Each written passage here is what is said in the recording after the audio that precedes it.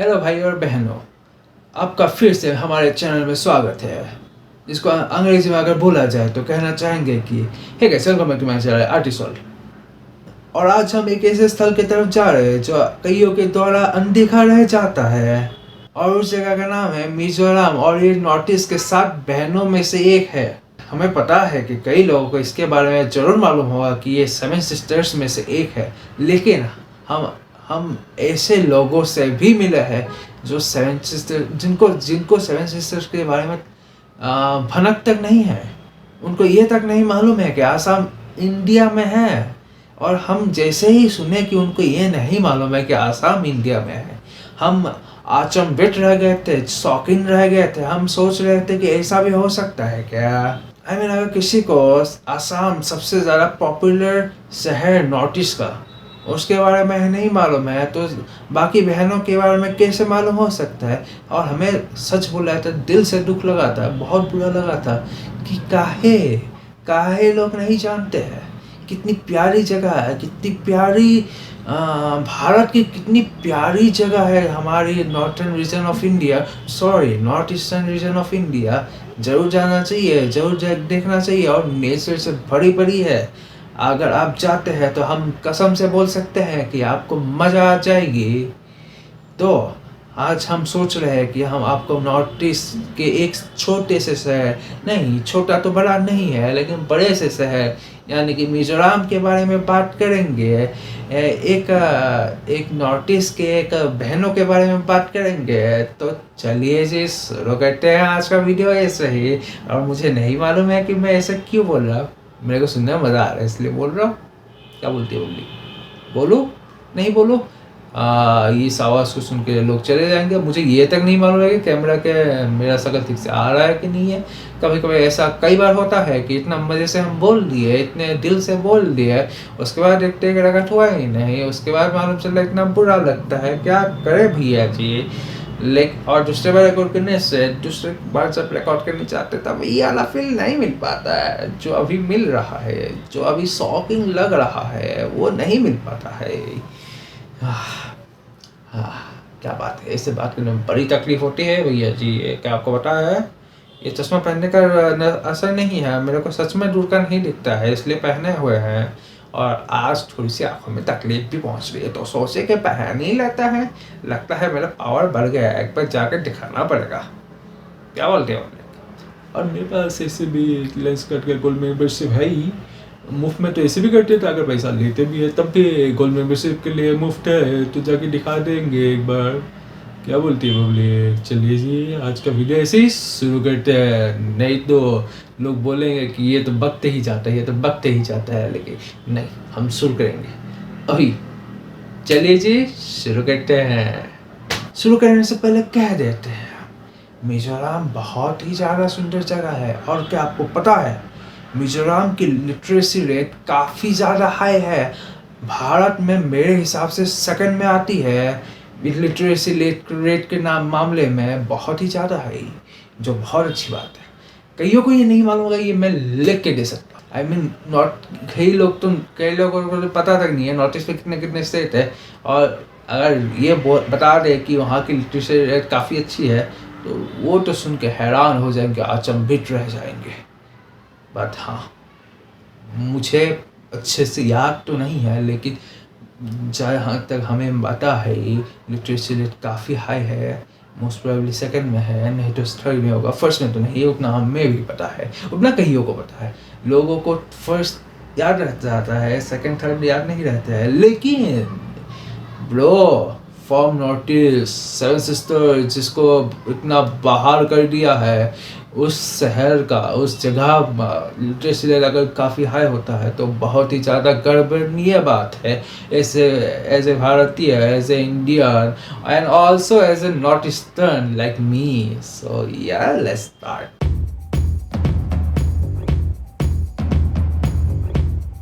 हमारी यात्रा आइजोल यानी कि मिजोरम की राजधानी से शुरू होती है। भारत की पूर्वोत्तर भाग में बसी हुई ये जगह आइजोल अपनी विभिन्न संस्कृति और मित्रता के भाव जो मिजोरम के लोग दिखाते हैं उनके लिए मशहूर है। ये जगह आइजोल बहुत प्यारी जगह है, कसम से बोल रहे हैं, बहुत ही ज़्यादा प्यारी जगह है। वहाँ के लोग काफ़ी अच्छे हैं, वहाँ की जो नेचर है वो काफ़ी ज़्यादा अच्छी है। हमें वहाँ की सबसे ज़्यादा मशहूर ट्राइब यानी कि कुकी ट्राइब के लोगों से हमें मुलाकात करने की मौका मिला था। हम जब आसाम में थे, आसाम में नहीं, नागालैंड में जब थे, तब वहाँ के लोगों से मुलाकात करने का एक समय मिला था, एक मौका मिला था। और कसम से बोल रहे हैं, दिल पे हाथ रख के बोल रहे हैं, वहाँ के लोग काफ़ी ज़्यादा अच्छे थे यार। बचपन में मेरा first word that I have pronounced was cookie as per my mom. वहाँ के लोग इतने अच्छे हैं। बच्चे किससे ज़्यादा अट्रैक्ट होते हैं? जो अच्छे लोग होते हैं उनसे ज़्यादा अट्रैक्ट होते हैं। और मैंने सबसे पहला वर्ड ही कुकी प्रोनाउंस किया था after mom dad I guess. तो ऐसा हमें महाराष्ट्र गई थी कि हम कुकी सबसे पहले प्रोनाउंस किए थे। तो आप समझ सकते हैं वहाँ के लोग कितने ज़्यादा प्यार है, कितने ज़्यादा क्या बोलते हैं, गले लगाने लायक है। हाँ, बता नहीं पा रहे हैं, आप समझ रहे होंगे मसूरबली। और ये शहर काफ़ी ज़्यादा ऊंचे है, यानी कि काफ़ी ज़्यादा पॉइंटी पहाड़ों के बीच में बसी हुई है, जिसके कारण से वहाँ का जो व्यू है वो काफ़ी ज़्यादा सुंदर है, काफ़ी ज़्यादा देखने लायक है, अमूल्य है। ऐसे वो कहना तो हम हर एक नॉर्थ ईस्टर्न स्टेट के बारे में चाहेंगे, लेकिन हाँ, काफ़ी ज़्यादा सुंदर है, काफ़ी ज़्यादा नेचुरल है, काफ़ी ज़्यादा सुंदर। हमें कहीं पर पिक्चर मिलेगा तो हम चिपका देंगे।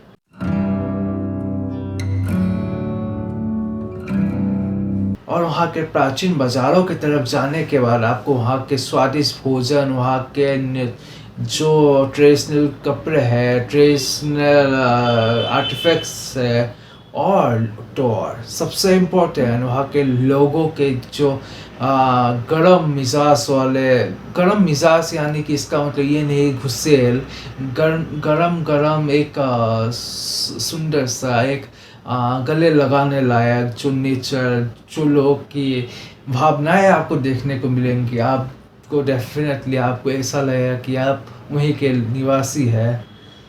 ऐसा नहीं है कि हर एक व्यक्ति वैसे ही होते हैं, डेफिनेटली एक दो हरामी तो निकलते ही हैं, वो हर एक जगह में निकलते हैं, लेकिन मोस्ट ऑफ देम काफ़ी ज़्यादा अच्छे हैं, काफ़ी ज़्यादा वेलकमिंग है, जो आपको देख के काफ़ी अच्छा लगेगा। ऐसा हमें लगता है क्योंकि हम बिलीव करते हैं कि लोगों को क्या बोलते हैं, जो लोगों को अच्छाई बहुत पसंद है। भले वो खुद अच्छा नहीं बनना चाहे, कई लोग खुद अच्छा नहीं बनना चाहते, लेकिन उनको अच्छाई बहुत पसंद है।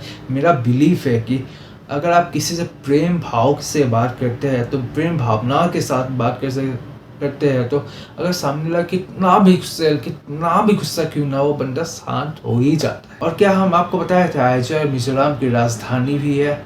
अगर नहीं बताया था तो बता दिया, अगर बताए थे तो फिर से बता दिया।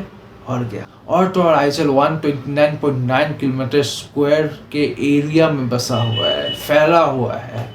और मिजोरम का जो एयरपोर्ट है वो आइजॉल में स्थित है, और वहाँ के एयरपोर्ट का नाम है लेंगपोए एयरपोर्ट। इसका मतलब हमें नहीं पता है, आपको जान के बताते हैं। अभी हम गूगल किया और हमें पता चला कि लेंगपोए एक जगह का नाम है मिजोरम में। बाकी उससे अंडे नहीं चाहते हैं क्योंकि वीडियो लंबा हो जाएगा, तो नहीं बढ़ते आगे, यहीं पर समाप्त करते हैं और अगले टॉपिक की तरफ बढ़ते हैं।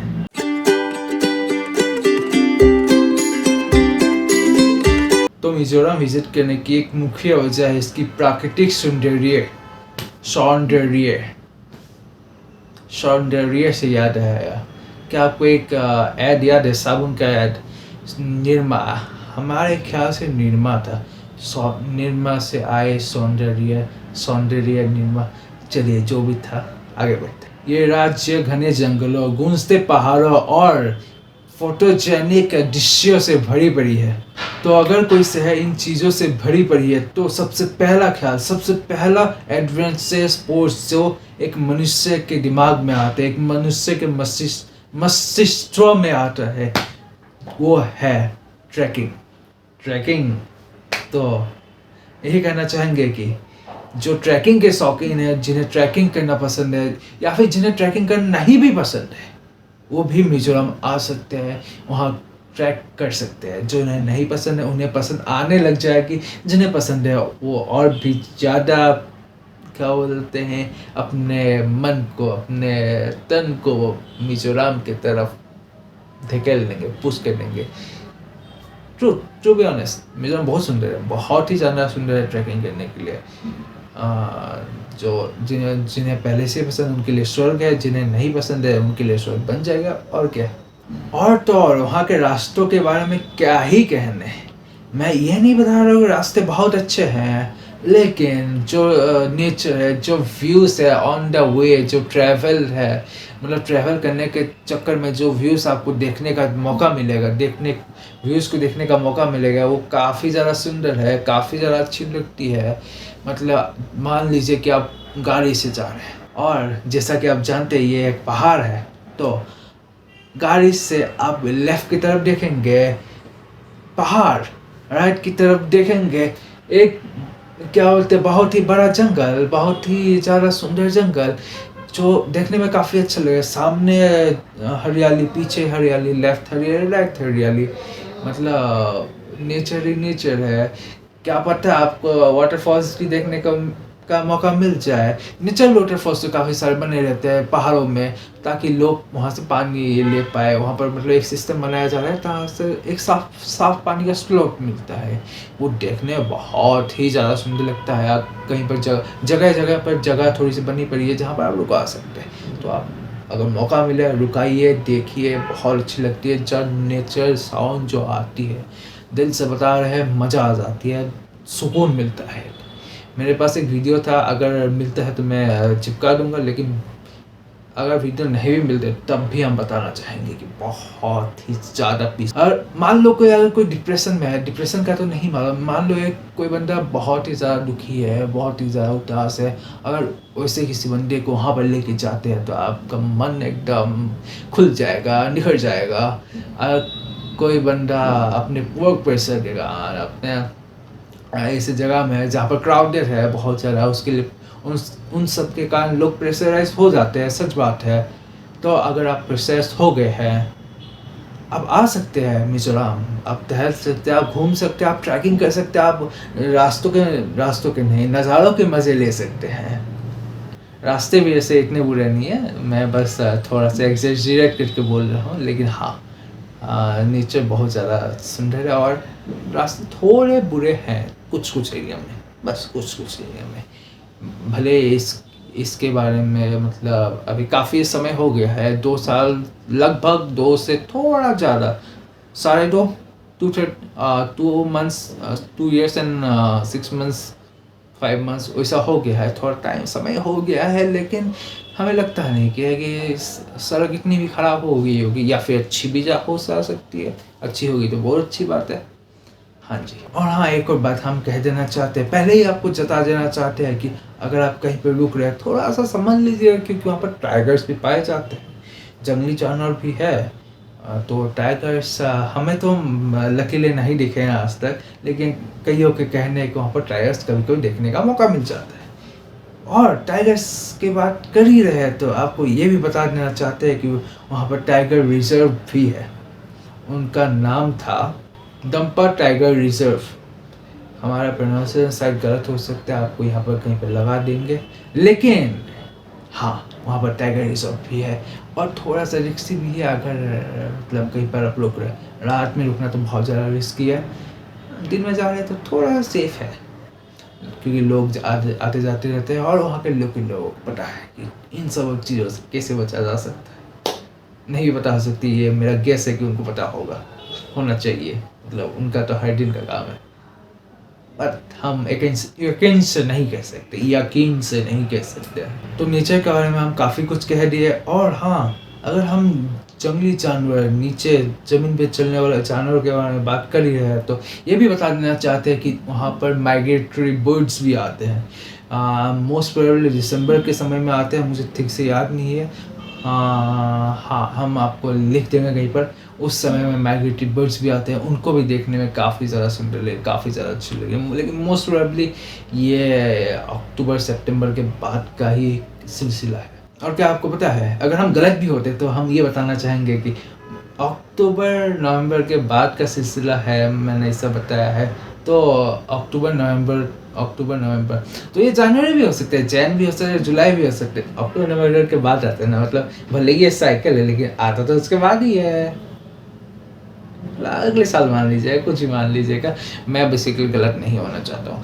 तो मैं गलत नहीं हूँ, मैं गलत नहीं हूँ, हम गलत नहीं हैं, तो हम गलत नहीं हैं, ऐसे ही कहना चाहते थे। और ये हमारे फ़ोन में एक नोटिफिकेशन आया है, क्या चीज़ पता है, इसके आगे भी हम काफ़ी कुछ बताए थे, लेकिन मालूम नहीं क्यों हमारा फ़ोन का जो कैमरा है वो रिकॉर्ड करना बंद कर दिया। मोस्ट प्रोबेबली काफ़ी गर्म हो गई थी, उसके कारण रिकॉर्ड करना बंद किया दिया होगा, लेकिन जो भी कारण है बंद कर दिया था, तो रिकॉर्ड हो नहीं पाया। ज़्यादा लंबा भी नहीं था, बहुत बेकार ही बात किया, इंटरेस्टिंग बात था भी, मतलब इंटरेस्टिंग लग सकता है, लेकिन मतलब क्या बोलते हैं, ये क्या बोलते हैं, इंफॉर्मेटिव बात नहीं था, तो शायद मैं उसको फिर से रिकॉर्ड नहीं करूँगा, नहीं करने से चल जाएगा, उस टाइप का पार्ट था। और हाँ, मेरे फ़ोन का भी थोड़ा सा कूल डाउन होना पड़ेगा, तो थोड़ा देर के बाद रिकॉर्ड करते हैं, क्या बोलती है पब्लिक। चलिए जी, मिलते हैं।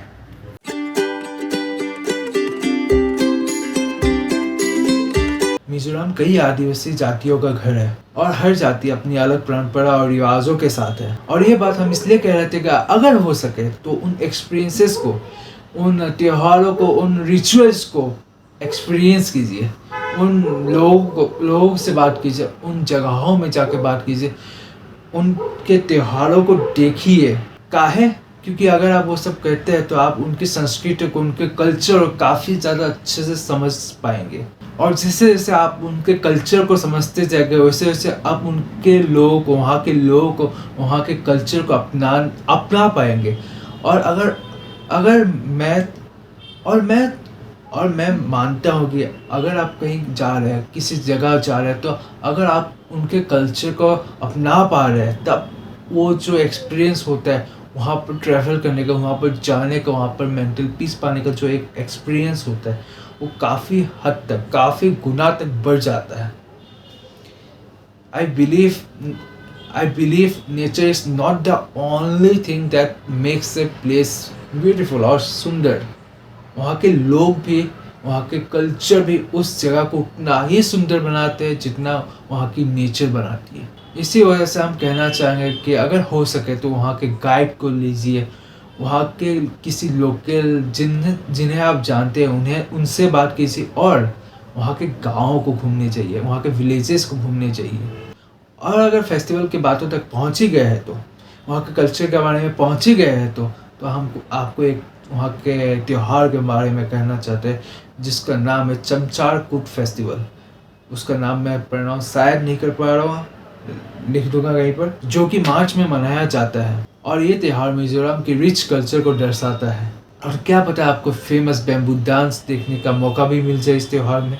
तो अगर हो सके, एक्चुअली एक जगह को जानना, एक जगह के बारे में जानने में जो त्यौहार होता है, जो वहाँ के त्यौहार होते हैं, वो उस कल्चर को, वहाँ के कल्चर को, वहाँ के लोगों को काफ़ी ज़्यादा अच्छे से दर्शाते हैं। तो मोस्टली ट्राई कीजिएगा, कभी किसी भी स्टेट में जा रहे हैं तो वैसे टाइम में चाहिए जब उनका जो ट्रेडिशनल फेस्टिवल होता है उसी टाइम में विज़िट करने का। क्योंकि जब आप उस समय विज़िट करते हैं, तब होता ये है कि आप वहाँ के लोगों को जान पाएंगे, लोगों के बारे में सीख पाएंगे, वहाँ के कल्चर को देख पाएंगे, वहाँ के ट्रेडिशनल फूड्स को देख पाएंगे, वहाँ के ट्रेडिशनल भोजन को देख पाएंगे।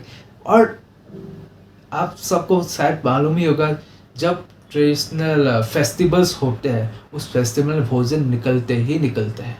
और तो जो फेस्टिवल का व्यंजन होता है वो एक अलग ही अंदाज में, एक अलग ही तरीके में स्वादिष्ट लगता है।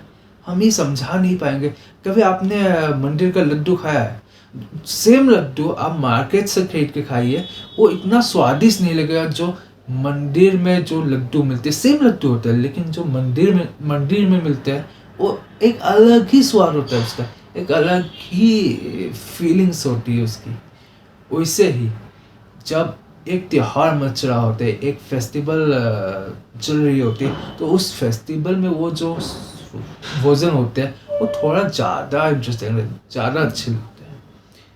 ये भले उन लोगों के लिए जिनको व्यंजन पसंद है, जिनको खाना पसंद है, और तो और वहाँ के लोग भी बड़े अच्छे होते हैं, वहाँ के कल्चर भी देख पाएंगे। और मैं बहुत कुछ कह चुका, ऊपर से आई गेस थोड़ा ज़्यादा हो गया, मैं मे बी ऑफ टॉपिक भी चला गया, तो यहीं पर रोकते हैं और आगे बढ़ते हैं।